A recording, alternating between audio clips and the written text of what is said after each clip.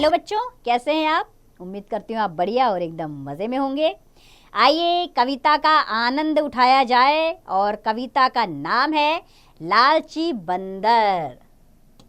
कविताएं तो आनंद देती है बच्चों, है ना। तो सोच समझकर कार्य करना अच्छा होता है। जल्दबाजी और लालच करने से क्या हुआ, आओ इस कविता को पढ़कर जाने, आनंद भी उठाएं और इसमें छिपी हुई सीख को भी समझें। तो एक समय की बात बताऊं, कुछ दिनों से भूखा बंदर खाने को कुछ पा जाने को घूम रहा था इधर उधर। तो कविता में क्या कहा गया है कि एक समय की बात है, एक बंदर था जो बहुत भूखा था। खाने के लिए वो इधर उधर घूम रहा था, ढूंढ रहा था कि कुछ खाने को मिल जाए। दिया दिखाई उसको सूने घर में रखा एक घड़ा, और घड़ा भी भुने हुए कुरमुरे चनों से भरा पड़ा। फिर क्या था, मजे ही आ गए उसके। तो उसने एक घर में, एक सुनसान घर में एक घड़ा देखा, और घड़ा भी क्या था, मुरमुरों से भरा हुआ। दोनों हाथ साथ बंदर ने फौरन दिए घड़े में डाल, चने भरी मुट्ठियों को वह लेकिन पाया नहीं निकाल।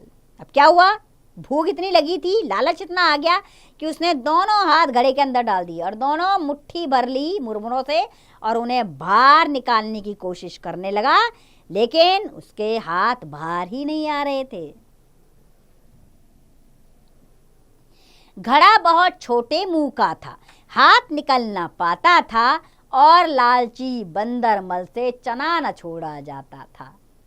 अब घड़े का मुंह बहुत छोटा था, उस छोटे से मुंह से उसके दोनों हाथ निकल नहीं पा रहे थे, लेकिन बंदर इतना बेवकूफ और लालची था कि वो चने छोड़ ही नहीं रहा था।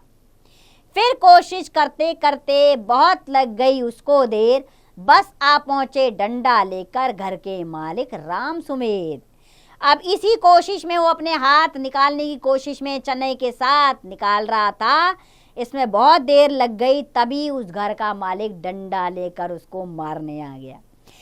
तो देखा बच्चों, लालच का फल बुरा होता है। हरिवंश राय बच्चन द्वारा रचित ये कविता बहुत ही आनंदित करने वाली और सीख देने वाली है, जिसमें ये बताया गया है कि लालच का फल बुरा होता है। अगर वो एक ही मुट्ठी भरे चने को निकालता तो वो चने खा भी सकता था और उसका हाथ उसमें फंसता भी नहीं और उसे डंडे भी नहीं खाने पड़ते, लेकिन बंदर के लालच के कारण वो भूखा रह गया, ऊपर से उसको मार भी खानी पड़ी।